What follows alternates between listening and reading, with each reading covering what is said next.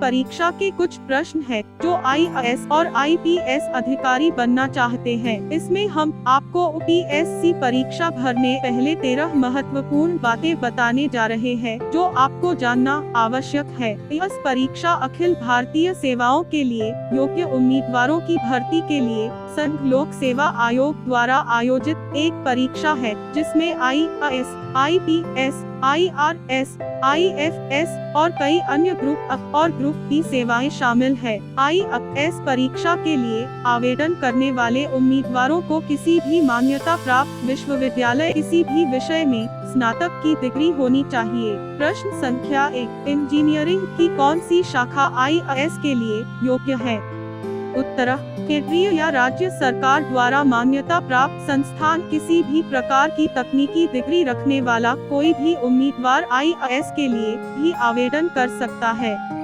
प्रश्न संख्या 2, क्या इस योग्यता के लिए MA डिग्री पर विचार किया जाता है? उत्तर, MA को भी तेज के समकक्ष माना जाता है और इसलिए यह IAS जैसी परीक्षाओं के लिए आवेदन करने के लिए एक योग्य डिग्री है। प्रश्न संख्या 3, मैं दोहरी डिग्री MTech का पीछा कर रहा हूँ, क्या मैं UPSC 2020 के लिए पात्र हूँ?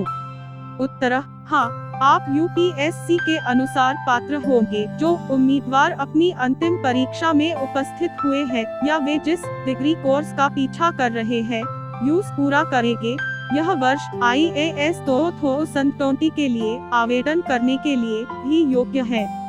प्रश्न संख्या 4, मैं इंजीनियरिंग के अपने 3 वर्ष में हूँ, क्या मैं UPSC के लिए आवेदन कर सकता हूँ?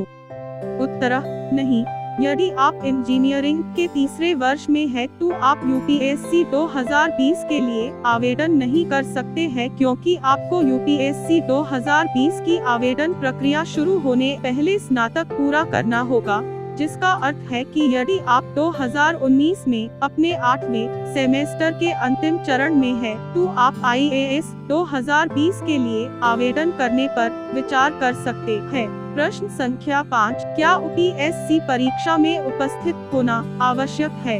उत्तर, हाँ, IAS शैक्षणिक योग्यता के लिए आवश्यक न्यूनतम योग्यता स्नातक है। प्रश्न संख्या 6, क्या मेरे स्नातक के अंक UPSC परीक्षा को प्रभावित करेंगे?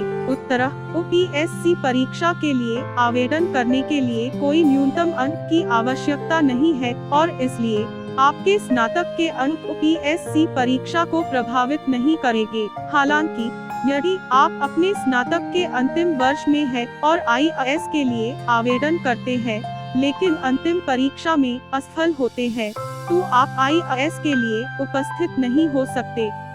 प्रश्न संख्या 7, IAS के लिए मेडिकल फिटनेस टेस्ट के लिए पात्रता क्या है?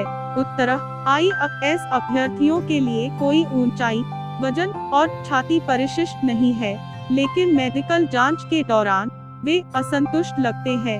उम्मीदवार को आगे के परीक्षण और यहाँ तक कि एक्स-रे के लिए भी भेजा जाएगा। IAS पोस्टिंग के लिए स्थिर मानसिक और शारीरिक स्वास्थ्य की आवश्यकता होती है और विभिन्न सरकारी मान्यता प्राप्त चिकित्सा केंद्रों पर चिकित्सा जांच की जाएगी। प्रश्न संख्या 8, IAS परीक्षा में उपस्थित होने के लिए अधिकतम आयु सीमा क्या है? उत्तर, IAS की अधिकतम आयु सीमा 32 वर्ष है। SC, ST के लिए आयु सीमा तक 37 वर्ष और शारीरिक रूप अक्षम उम्मीदवारों के लिए 42 वर्ष सामान्य और OBC उम्मीदवारों के लिए 9 वर्ष आयु सीमा तक SC, ST उम्मीदवारों को असीमित समय। प्रश्न संख्या 9, मैं BSc IT कर रहा हूँ, क्या मैं IAS के लिए योग्य हूँ? उत्तर, हाँ, स्नातक IAS के लिए न्यूनतम आवश्यक शैक्षणिक योग्यता है और इसलिए BSc IT में पात्र है। यदि आपने पहले ही स्नातक या अंतिम वर्ष में स्नातक की उपाधि प्राप्त कर ली है तो आप IAS के लिए आवेदन कर सकते हैं। प्रश्न संख्या 10, क्या कोई डिप्लोमा धारक UPSC के लिए पात्र है? उत्तर, UPSC पात्रता के लिए डिप्लोमा डिग्री पर्याप्त नहीं है क्योंकि न्यूनतम आवश्यक योग्यता स्नातक है। प्रश्न संख्या 11, क्या IAS परीक्षा के लिए पात्रता के बिना भी है? उत्तर, हाँ, बिना सम्मान के BA IAS परीक्षा के लिए पात्र है। बशर्ते यह किसी भी मान्यता प्राप्त केंद्रीय या राज्य विश्वविद्यालय SI पूरा हो। प्रश्न संख्या 12, IAS के लिए 12वीं में कितने अंक आवश्यक है?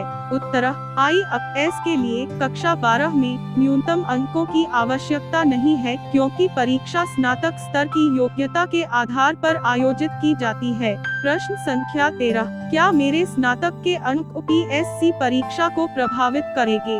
उत्तर, नहीं।